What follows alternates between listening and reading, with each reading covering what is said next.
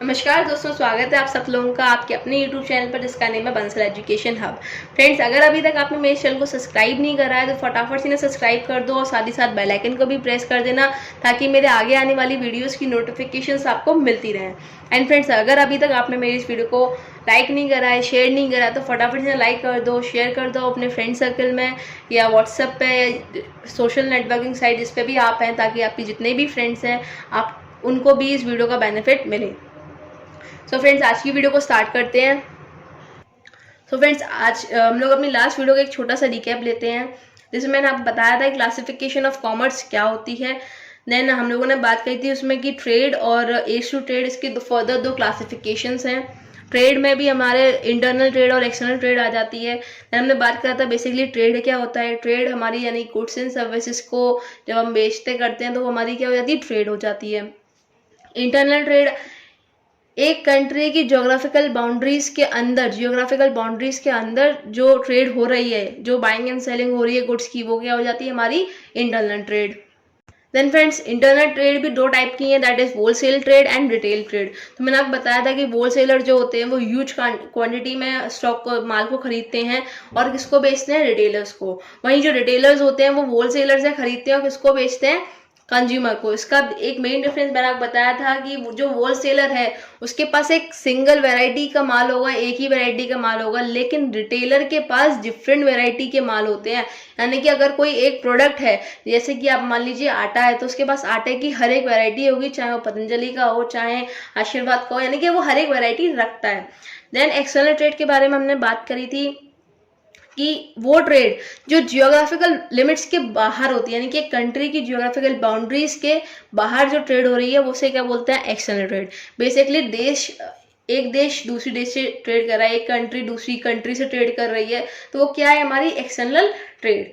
तो external trade भी तीन टाइप की होती है, एक्सपोर्ट, इंपोर्ट, एंट्री पोर्ट। तो मैंने आपको बताया था एक्सपोर्ट यानी कि जब आप माल को बेच रहे हैं दूसरे कंट्री को, इंपोर्ट यानी कि दूसरी कंट्री से माल खरीद रहे हैं, एंट्री पोर्ट जब हम किसी कंट्री से माल खरीद रहे हैं यानी कि इंपोर्ट कर रहे हैं, लेकिन खुद के कंजम्पशन के लिए नहीं, खुद के कंज्यूम करने के लिए नहीं, किसके लिए खरीद रहे हैं, वापस एक्सपोर्ट करने के लिए। किसके लिए खरीद रहे हैं, वापस एक्सपोर्ट करने के लिए, वो हमारी क्या होती है, एंट्री पोर्ट। हमने बात करी थी ads to trade.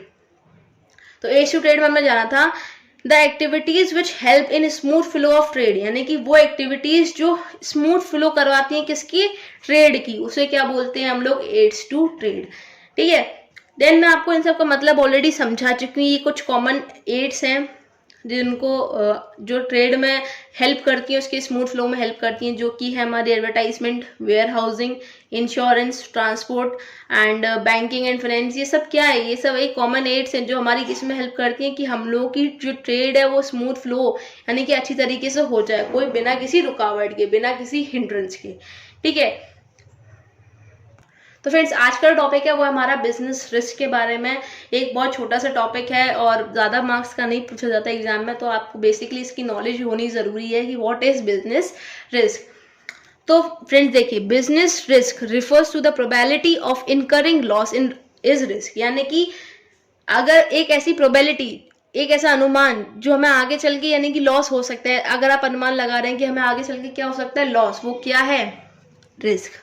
Risk simply क्या है, हम अनुमान लगा रहे हैं कि हम लोग को इस तरीके से लॉस हो सकता है या ड्यू टू एनी रीजन हम लोग को लॉस हो सकता है, तो वो क्या हो जाता है, हमारा रिस्क। ये एक बेसिक सी छोटी सी डेफिनेशन है रिस्क की, बिजनेस रिस्क की, तो आप इसे याद कर सकते हैं। देन हम नेचर के बारे में बात करते हैं, नेचर ऑफ बिजनेस रिस्क। तो देखिए friends, it arises due to uncertainties, यानी कि बिजनेस रिस्क क्या है, अनसर्टेनिटीज से अराइज होता है। अब अनसर्टेनिटीज क्या होती हैं, वो चीजें जो हम लोग, जिनका हम अनुमान नहीं लगा सकते, जो हमें मतलब एक तरीके से कुछ भी हो सकता है, फ्यूचर है, अब हमें नहीं पता है कि फ्यूचर में क्या होगा, तो क्या है, फ्यूचर क्या है, अनसर्टेन है, हमें कुछ पता नहीं है, हम अनुमान नहीं लगा सकते। या देखो, किसी भी टाइप से आपका फ्यूचर में लॉस हो सकता है जो डिमांड मार्केट में चेंज हो जाए, कंज्यूमर का टेस्ट एंड प्रेफरेंस चेंज हो जाए, गवर्नमेंट की पॉलिसीज चेंज हो जाए, टेक्नोलॉजी में इफेक्ट आ जाए, तो वो क्या है, अनसर्टेनिटीज है, हम लोगों ने अनुमान नहीं लगाया था लेकिन हो गई, तो क्या है, एक बिजनेस रिस्क। किसकी वजह से राइज होता है, अनसर्टेनिटीज की वजह से राइज होता है। देन हमारा सेकेंड पॉइंट है, it is an essential part of every business. बहुत सिंपल सा पॉइंट है, देखो हिंदी में समझो। रिस्क जो है हर बिजनेस के लिए एक एसेंशियल पार्ट है, एक ऐसा रोल प्ले करता है जो बहुत इंपॉर्टेंट है, किसके लिए, हर बिजनेस के लिए। सपोज आपने कोई नया बिजनेस स्टार्ट करा एंड आप समझ लो आपने क्लॉथ्स का बिजनेस स्टार्ट करा, आप फैशन क्लॉथ्स बेच रहे हैं, ठीक है, वो सब कर रहे हैं, फैशनेबल कपड़े आप बेच रहे हैं, ठीक। आपने नई नई दुकान खोली, रिटेल बिजनेस मान लेते हैं, आपने नई नई दुकान खोली एंड आपने अच्छे खासे पैसे उसमें इन्वेस्ट करे और कम से कम आपने 1 लाख का स्टॉक कर लिया अपनी दुकान पे। तो क्या वो माल बिकेगा? आपने क्या लिया, रिस्क ही तो लिया। 1 लाख रुपए आपने लगाया, अगर वो माल नहीं बिका, नहीं सोल आउट हुआ, तो क्या आपके वो पैसे आपको मिलेंगे? वापस नहीं मिलेंगे। क्या आपने रिस्क ही लगाया तभी तो आपको बिजनेस लगा, आपको नहीं लगा। लेकिन ये भी अगर हम पॉजिटिव पॉइंट में सोचें तो ये भी हो सकता है कि आपने 1 लाख रुपए का माल लगाया, 1 लाख रुपए के कपड़े खरीद के लेके आए, लेकिन क्या हुआ, आपको 2 लाख रुपए की आ गई सेल। किसकी कितनी सेल हो गई? 2 लाख रुपए की सेल हो गई। आपको 1 लाख रुपए का फायदा भी तो हुआ। तो क्या करा आपने, एक तरीके से रिस्क ही तो लगाया कि हो सकता था कि आपकी दुकान चलती नहीं चलती, कुछ भी हो सकता था, कोई भी अनसर्टेनिटीज आ सकती थी। तो क्या, it is an essential part of every business. Her business का एसेंशियल पार्ट है रिस्क। अब रिस्क बड़ा हो सकता है, छोटा हो सकता है, लेकिन होता जरूर है। अब अगर आपका बिजनेस बड़ा है, बहुत अच्छा, मतलब अच्छी खासा उसका आपका जो ऑर्गेनाइजेशन है, जो nature and size of business है वो काफी अच्छा है, बड़ा है, साइज ऑफ बिजनेस काफी बड़ा है, तो आपको लॉस का खतरा भी ज्यादा होगा। वहीं अगर आप छोटी सी दुकान खोलो तो आपका लॉस का खतरा भी कम होगा। तो कहने का मतलब यह है कि डिग्री डिपेंड करती है, डिग्री ऑफ रिस्क डिपेंड करती है आपका बिजनेस कैसा है, लेकिन रिस्क होता जरूर है, ठीक है। देन थर्ड पॉइंट है, degree of risk depends upon the nature and size of business. जैसे कि मैंने बताया कि हर बिजनेस में रिस्क होता ही होता है, ठीक है, लेकिन वो डिपेंड करता है उसका ज्यादा होना कम होना। अगर आपकी अच्छी बड़ी ऑर्गेनाइजेशन है तो रिस्क ज्यादा होगा, डिग्री ज्यादा होगी रिस्क की। वहीं अगर छोटा सा आपने दुकान खोल रखी तो रिस्क की डिग्री कम होगी। तो क्या है, बेसिकली डिग्री ऑफ रिस्क जो है किस पर डिपेंड करती है, nature and size of the business. Then fourth point is profit is reward for the risk. अब देखो, जिन लोगों के फादर्स जो हैं, अगर वो बिजनेसमैन है तो वो लोग समझ सकते हैं कि प्रॉफिट क्या है, एक रिवॉर्ड है किसके लिए, रिस्क के लिए। जितने भी बिजनेसमैन है वो प्रॉफिट क्यों अर्न कर पाते हैं, क्योंकि वो रिस्क को बियर करते हैं। वो जानते हैं कि मैंने अपना पैसा लगाया, हो सकता है वो डूब भी जाए, तो बेसिकली क्या है, नो रिस्क नो गेन। अगर रिस्क नहीं लोगे तो पैसा मिलेगा भी नहीं, प्रॉफिट भी नहीं मिलेगा। आप जितना ज्यादा बड़ा रिस्क लोगे उतना ज्यादा बड़ा आपका प्रॉफिट होगा, जितना कम रिस्क लोगे आप उतना ही कम प्रॉफिट होगा। फॉर एग्जाम्पल समझ लीजिए कोई 2 पर्सन्स हैं, ए एंड बी। इन्होंने शेयर मार्केट में पैसे को इन्वेस्ट करा, ठीक है। इसने शेयर मार्केट में केवल 100 रुपये डाले, इसने वहीं 1000 रुपये डाल दिए।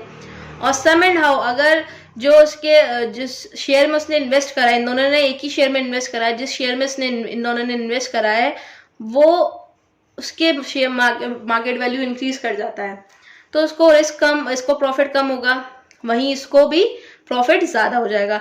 लेकिन अगर डिक्रीज करता है तो इसका रिस्क कम है, वहीं इसका रिस्क क्या है, ज्यादा है। तो कहने का मतलब ये है, अगर आपको प्रॉफिट चाहिए तो रिस्क आपके लिए जरूरी है, ठीक है।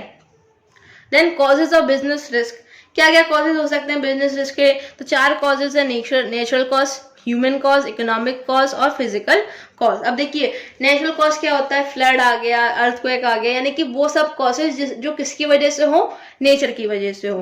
देन ह्यूमन कॉज क्या होता है, जो आपकी कंपनी में एम्प्लॉयज काम कर रहे हैं वो लॉयल नहीं है, आपके साथ फ्रॉड कर रहे हैं, आपके सीक्रेट इन्फॉर्मेशन को आपके कॉम्पिटिटर्स को बता रहे हैं, आपकी बिजनेस की सीक्रेट इन्फॉर्मेशन बाहर लीक कर रहे हैं, तो वो क्या है, वो ह्यूमन कॉज हो गया।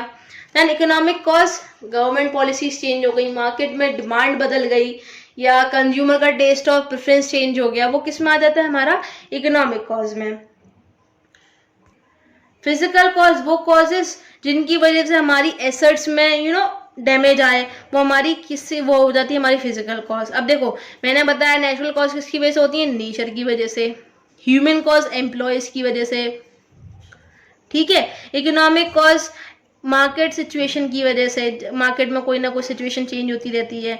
देन फिजिकल कॉज एसेट्स को नुकसान हो रहा है, एसेट्स को हम लोग को नुकसान हो रहा है, जो हमारी कंपनी में एसेट्स लगी हुई है उसका नुकसान हो रहा है। तो ये कुछ बेसिक कॉजेज हैं किसके, रिस्क के, बिजनेस रिस्क के। अब देखो बिजनेस रिस्क दो टाइप के हो सकते हैं, एक होता है इंश्योरेबल, एक होता है हमारा नॉन इंश्योरेबल, ठीक है। इंश्योरेबल रिस्क जिसका आपको इंश्योरेंस मिल जाए, नॉन इंश्योरेबल रिस्क जिसका आपको इंश्योरेंस ना मिले। अब देखो जो इंश्योरेबल रिस्क होते हैं वो कौन कौन से होते हैं, जो हमारे नेचुरल हो गया, फिजिकल हो गया, ये हमारे किस में आते हैं, इंश्योरेबल में आते हैं। अब देखो वैसे अलग अलग इंश्योरेंस कंपनीज की अलग अलग पॉलिसीज होती हैं, कोई कोई नेचुरल कॉजेस के लिए आपको इंश्योरेंस प्रोवाइड नहीं करता, लेकिन कोई कोई करता है, ठीक है। अलग अलग बेसिकली नॉर्मली माना गया है कि जो इंश्योरेबल रिस्क होते हैं वो नेचुरल कॉजेस के लिए और फिजिकल कॉज के लिए होता है, न इंश्योरेबल ह्यूमन और इकोनॉमिकल कॉज के लिए नहीं होता। वहीं नॉन इंश्योरेबल है तो देखो ह्यूमन और इकोनॉमिक, यानी कि जो इंश्योरेबल कंपनीज हैं, जो इंश्योरेंस की कंपनीज हैं, वो आपको नेचुरल कॉस्ट के लिए और फिजिकल कॉस्ट के लिए आपका रिस्क को कंपेंसेट कर देंगी, रिस्क के पैसे दे देंगी, लेकिन ह्यूमन और इकोनॉमिक कॉस्ट के लिए कभी नहीं देंगी, ठीक है। तो अब एक छोटा सा डिफरेंस है, बहुत छोटा सा टॉपिक था, इंश्योरेबल नॉन इंश्योरेबल रिस्क। तो आई होप सो आपको ये टॉपिक समझ में आया होगा। सो फ्रेंड्स, आज ये चैप्टर हमारा कंप्लीट हो गया है। मैं जो अगली वीडियो 11th की इसी सीरीज में लेके आऊंगी वो है इसके क्वेश्चन आंसर्स की, एंड वहां पर आपको इस पूरे चैप्टर के नोट्स प्रोवाइडेड होंगे, तो आप लोग मेरी वो वीडियो मिस मत करना। एंड अगर अभी तक आपने मेरे चैनल को सब्सक्राइब नहीं करा तो फटाफट से ना सब्सक्राइब कर दो, क्योंकि मैं बहुत मेहनत कर रही हूँ आप लोगों के लिए, पूरे नोट्स तैयार कर रही हूँ, साथ ही साथ क्वेश्चन आंसर्स की सीरीज भी लेके आ रही हूँ। तो please subscribe my channel and like and share my videos. Thank you very much.